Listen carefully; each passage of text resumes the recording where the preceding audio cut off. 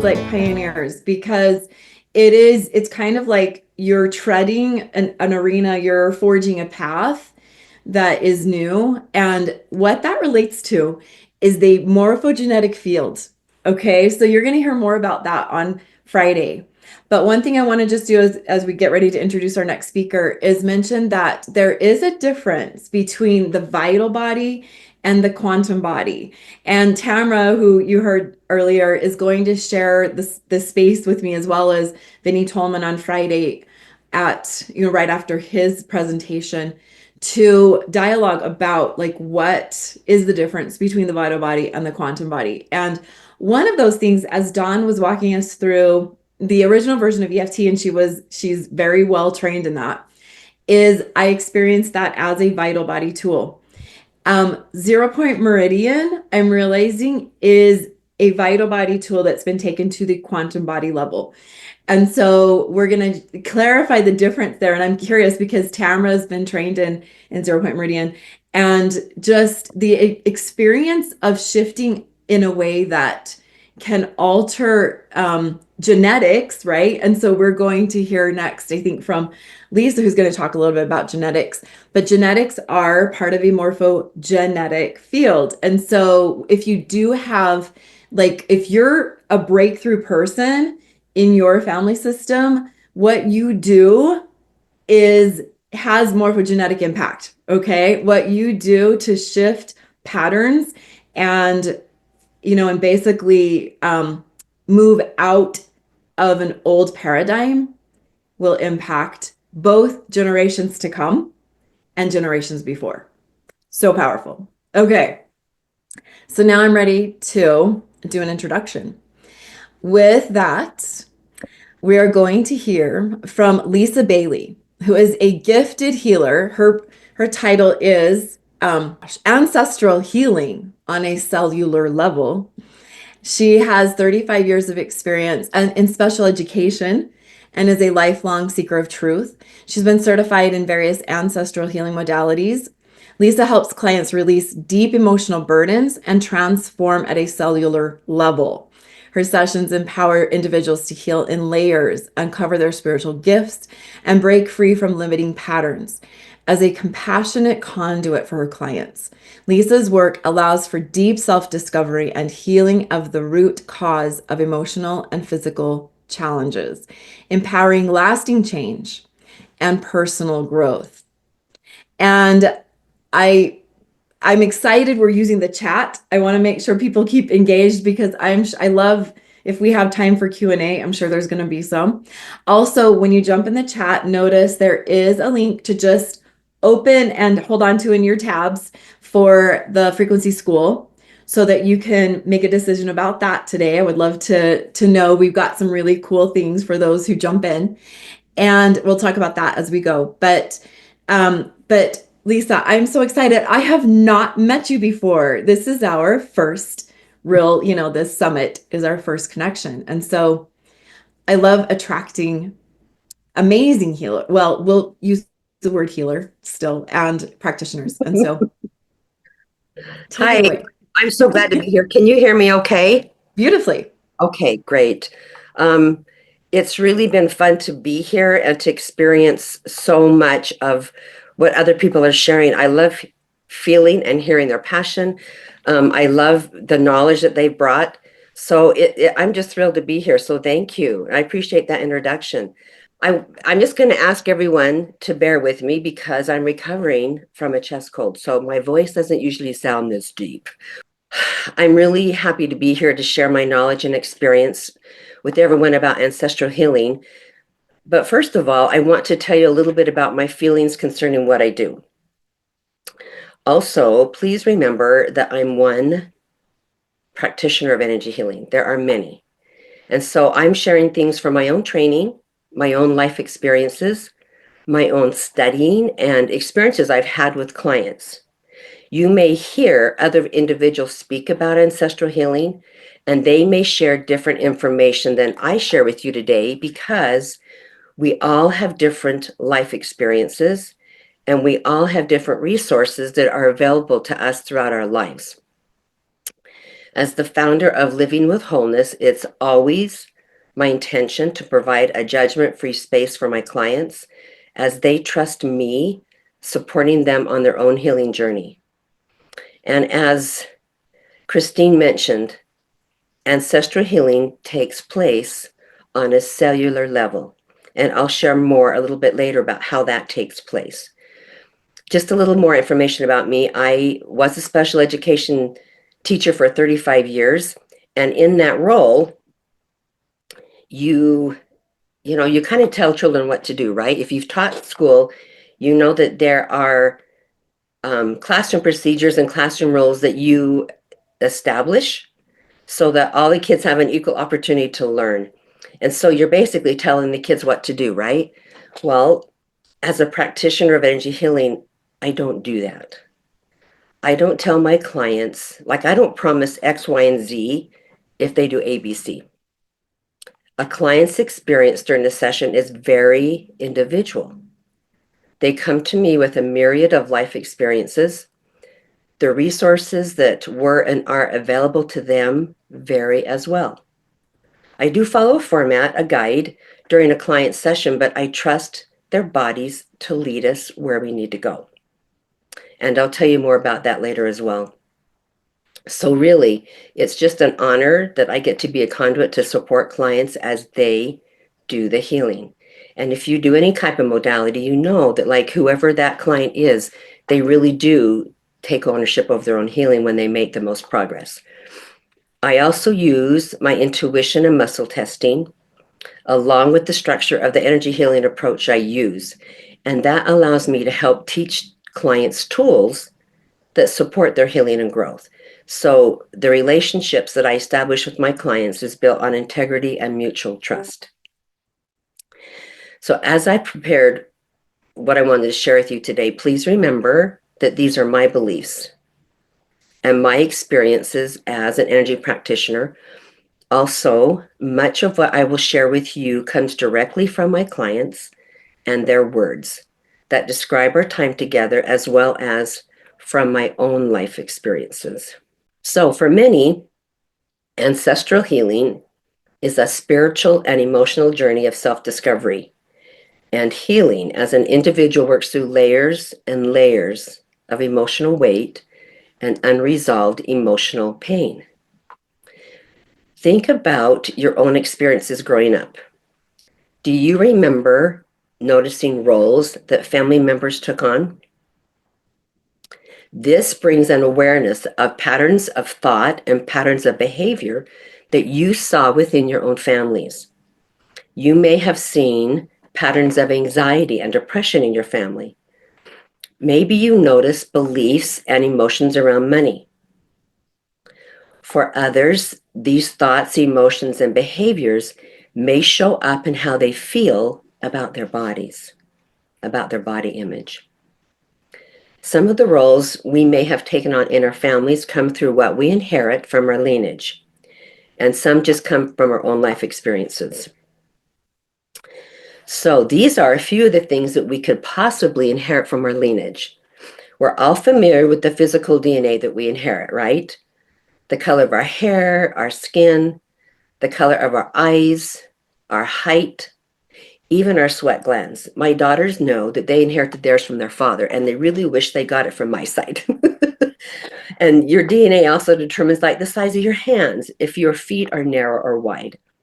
All of this information, our physical DNA, as well as our emotional DNA, is stored in our cell memory, in every cell of our body.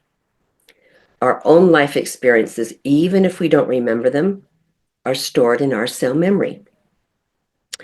Here are some ways you may see ancestral beliefs, patterns of thought behavior in your own life that may contribute to emotional trauma you may have experienced or that you are currently experiencing. You may recognize yourself or family members in these little scenarios I'm going to share with you. There may be money issues. You may be aware of anxiety that you experience around the fear of not having enough money, even if you do have enough. Maybe you remember that your grandfather and father were not good providers, couldn't hold a job, all of which contribute to the stress your mother may have felt and experienced about putting food on the table every day. You may recognize that you may not have a good relationship with your body. Maybe your mom struggled with her own body image and was always trying the new fad diets to lose and maintain her weight.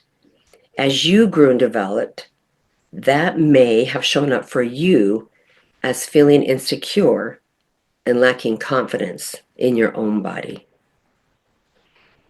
Maybe your childhood home was full of constant stress and chaos, so you repressed your own emotions.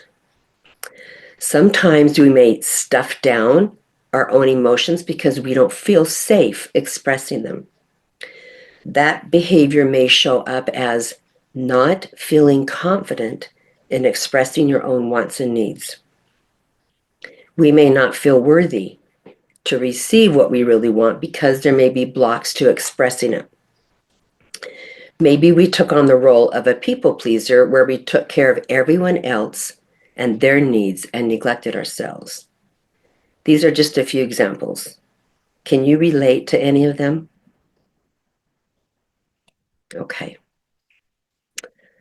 I want to talk about this a little bit more and go a little bit deeper and give specific examples of what I'm talking about. Our parents, our grandparents, our great-grandparents, and so on, they had many life experiences. I'm sure you have memories of stories you heard as a child about your parents, grandparents, and great-grandparents. Emotions, beliefs, and traumas are connected to the life experiences your ancestors had, just like they are for you. Here's an example. Let's say your grandmother on your mother's side suffered abuse and neglect in her life as a young child. Emotions, beliefs, and trauma get connected to, or another word may be trapped within her body and her energy systems from her life experiences of being abused and neglected. These emotions for this ancestor may have trapped in her throat, like the physical body of her throat, and also it could be trapped in the energy systems in her body, the chakras, the light bodies, the meridians around the throat. Because maybe one, she may not have been told to not tell anyone what was happening to her. Another possibility is why these emotions got trapped in her throat is maybe she did not speak up because of the fear of telling and because of the fear and trauma of what she was experiencing. Another possibility about why these emotions may have been stuck in her throat is because she may not have felt safe speaking up. And she may not have felt supported if she did speak up. There could have been a fear of retribution if she did. Is that resonating with you? Okay. So following this example of this grandmother and her ancestor, emotions may get trapped as a result of the grandmother's life experiences where she was abused and neglected. Emotions that may trap as a result of that could be hate, anger, betrayal, unsupported, unlovable. Remember how Dawn talked about how like these emotions are not bad. These are very human emotions that get trapped within our body as a result of our life experiences. And those are just some examples. If hate is a trapped emotion that comes up in a session with a distant relative of this grandmother, it doesn't mean that this individual is a hateful person. If anger gets trapped, it doesn't mean excuse me, that she's angry all the time. What it means is that this grandmother may have had a singular experience, or she may have had a multitude of experiences that cause these types of emotions of hate, of anger, to trap within her body to trap within our energy systems. These emotions and traumas connected to them and beliefs connected to them, they can and they are passed down through the generations. I want to stay with this theme, this example of this grandmother and her past experiences of being abused and neglected. So, what happens very often as well is that beliefs also get passed down through our lineage. So, I want to give some examples of what beliefs could or may come up that may have trapped in this grandmother's body and her energy systems. As I share each one with you, think about the life experiences this woman may have had, their impact on her, and how these beliefs influenced how she felt about herself, how they may have influenced her own thoughts and behaviors. One of the beliefs could be, I'll never be good enough or accepted for who I am. Another one may be, I am powerless. Now remember, these beliefs can come about in her life because of what she's experienced, right? Another one may be, I don't trust God. Now, for her, it may be universe, source, consciousness, whatever her belief system may have been or is. Another belief may be something like, I must keep secrets to stay safe. Another example could be, I'm not good in relationships. So these types of emotions and beliefs that this fictional grandmother may have had can turn into ancestral wounds that we, as individuals from her lineage, may carry into our own lives, that we may inherit from her, our ancestor. These wounds may be emotional and spiritual traumas that gets passed down through the generations. The emotions, beliefs, and trauma we inherit are often unresolved issues of grief, of abuse, of shame, loss, and so on. And they impact us right now by shaping our own behaviors, our own thoughts, our own beliefs, and even our health patterns. So, We had one question, if this oh, is you a good bet. time to kind of interact. Sure. So one question was, can you shift generational patterns even if you've already had children? Can you do the work on their behalf? Which is a really good question. Well, you know what? Let's say that um, the grandmother is my grandmother, okay? And I'm having a session with somebody. So, like, I'm going to put myself in that role as a client. So, if things come up of an ancestral nature, and that supports me, I mean, we always have a choice, right?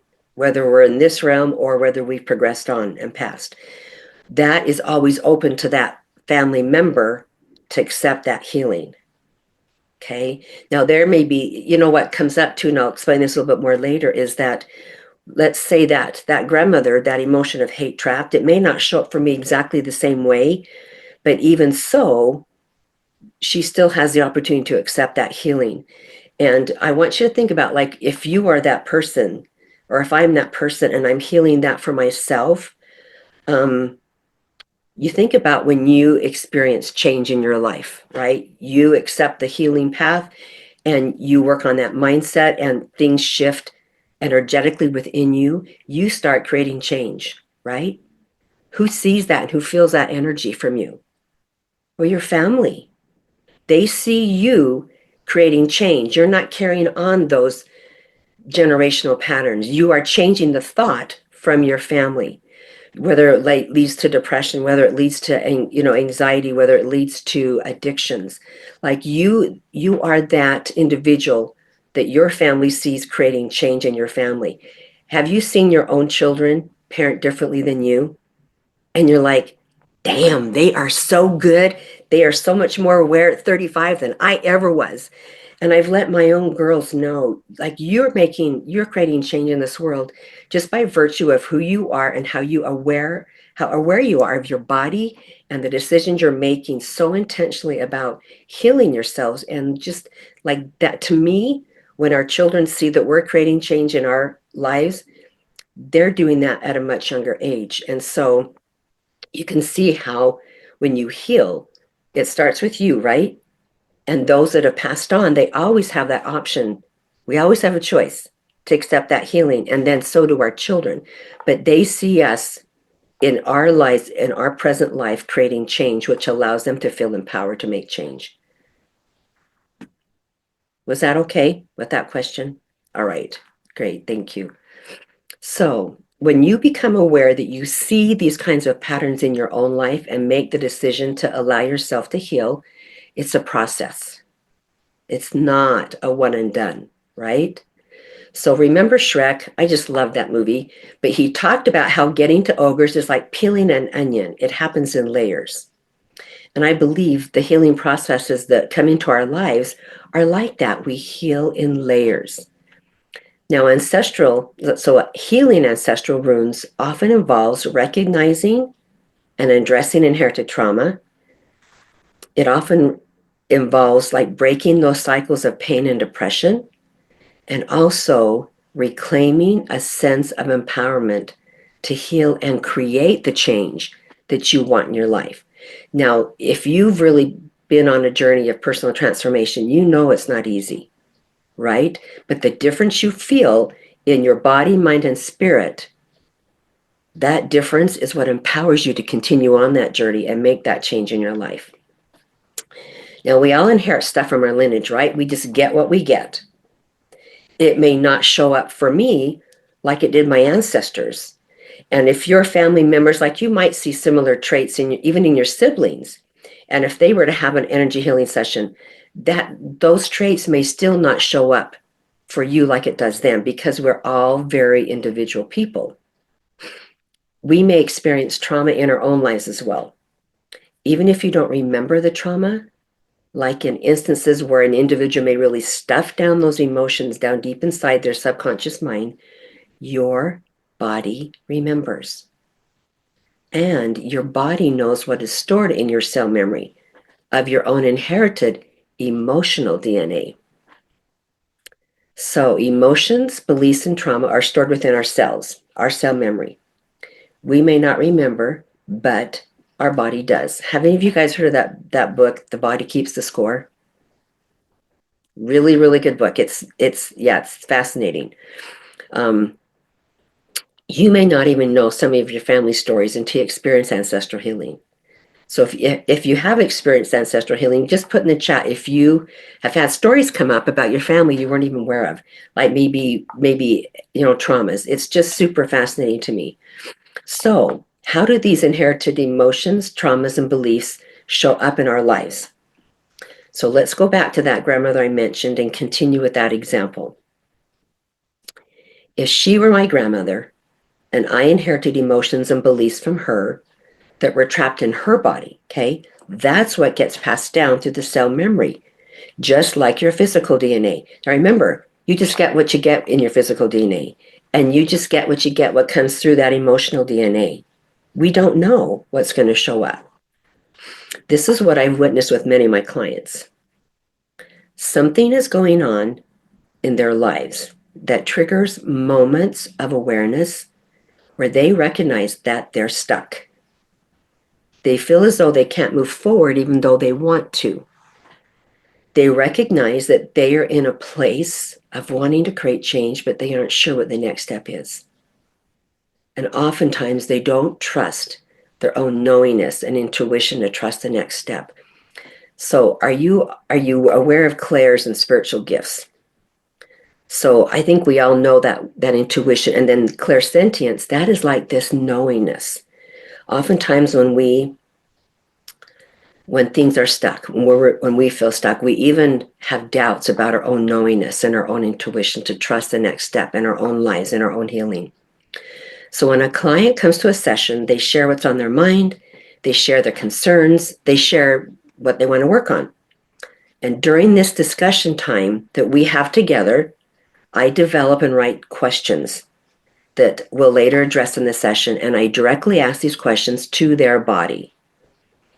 And as I form these questions during our discussion time, I use the client's own language from our conversation as much as possible because, number one, it creates a stronger connection to their body as they give voice to things they've never said out loud before. And number two, the questions allow us to get to the root of the experiences that they are having in their lives using their own words. There's so much power in their own words. So during the session, an inherited emotion may come up that is directly linked to the client's current discomfort. So if the previous example I gave you was your own grandmother who was abused and neglected, and you're the client who's in the session, you may be experiencing a sense of not feeling safe to express your wants and needs. So as I address this with my client and their body with a question regarding not feeling safe to expressing their wants and needs, an inherited emotion such as hate may come up. Now remember, this means, it doesn't mean that's a hateful person, right? It just means that this client or you inherited this emotion of hate, which went back to your grandmother. Now, what this indicates is that your grandmother had an experience at some point in her life that caused this emotion of hate to trap within her body. An energy healing session would facilitate the client's body or your body to be able to process this emotion within the body and in the energy systems and allow it to be released. This kind of release allows that lower frequency emotion like hate. Now remember, I didn't label it good or bad or right or wrong, but this lower frequency emotion like hate to be let go of, and a higher frequency emotion such as acceptance or unconditional love would be integrated into the body, which also facilitates the healing of the body and the energy systems. Some other things that might come up in an energy healing session are beliefs. And these are these are beliefs that we reframe, and they're directly connected to the emotions or to the trauma that we're working on. So a belief like, I'm never enough, they'll never choose me, may bring an awareness to the session about how the client has experienced a lot of betrayal in relationships. The client is able to recognize how they may have struggled in relationships because of the betrayal and the lack of trust and the lack of acceptance they've experienced in their lifetime. Sometimes what comes up too are self-sabotages, and these are often connected to the emotions and the beliefs that we're working on. Now, it's not necessarily a negative thing. It's just that this sabotage they're experiencing blocks them from connecting to something wonderful in their lives, like unconditional love, and acceptance for themselves. So, for example, this same client may have a sabotage on self-acceptance. And because of that sabotage, they may believe they're not worthy of something better. They may not love and accept themselves and know they're worthy of something better. So in their session, we'd shift the energy of this sabotage so that they can connect to the knowledge and awareness of their own self-acceptance and unconditional love for themselves. Now, I hope the information and examples I've shared with you have given you a basic understanding of what ancestral healing is, how it's passed down through our ancestors, and how it may show up in our lives. I want to leave you with just a few more thoughts. As an energy practitioner, I practice very strong boundaries. They keep me safe energetically, as well as my clients. When I connect to a client, I always ask permission to connect to them. And I always ask permission to muscle test for them. Without this connection to a client's body, I really can't do my job because the client's body always leads. Now, these energetic boundaries are very important. These healthy and necessary boundaries create trust, unconditional love, and integrity in the relationships I have with my clients. Whatever kind of a practitioner you are, like those boundaries are really important because they do create that level of trust. Because when you think about when someone comes to you and they are very vulnerable, expressing whatever it is that they desire help with, they are trusting you. So that's why those boundaries are very, very important. I also trust my intuition and the downloads I receive for clients. When I receive an intuitive thought for a client during a session, I muscle test through it to see what resonates with my clients. Sometimes they clarify or give more information about what is coming up that gives more clarity to both of us. So, all through this process, the client's voice, their own words as they speak them out loud, is so important. It makes that body, mind, spirit connection stronger, and it helps the client's body trust the process of healing. So, think about all the speakers we've heard about. Like yesterday's about the physical body, today's the vital body. But it's not that you treat just one. That body, mind, spirit is so connection. I mean, it's that connection is so important. So when a client speaks their truth, when they feel that body, mind, spirit connection, it facilitates their own process of healing. Do you guys have any questions about what I've shared with you? Let me just clarify, and we've got like 4 minutes. And so, just to decide where you want to go for the last little bit, there are a Okay. couple questions with a question on when you release something generational from someone, does it automatically release everyone in your line that's inherited the same energy from that person?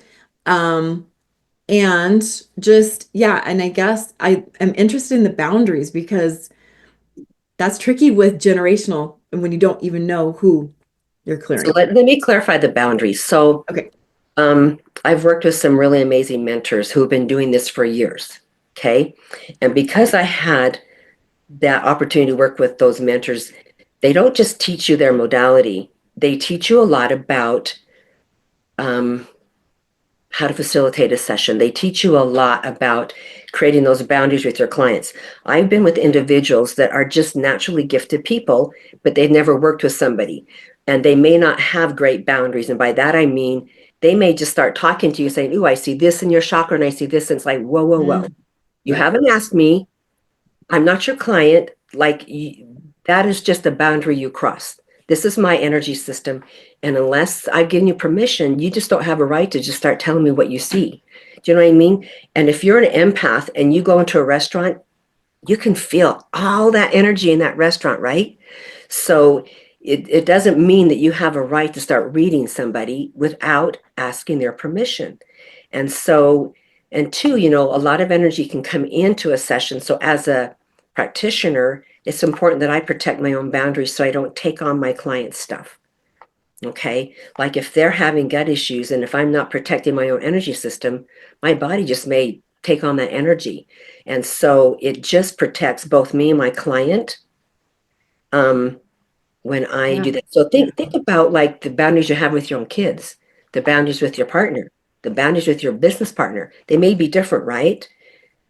Yeah. So now, Thank you. yeah. So just to kind of sum that up, protect your own boundary, your own energy field, your own vital body. And then the other would be what I think what you shared about asking permission.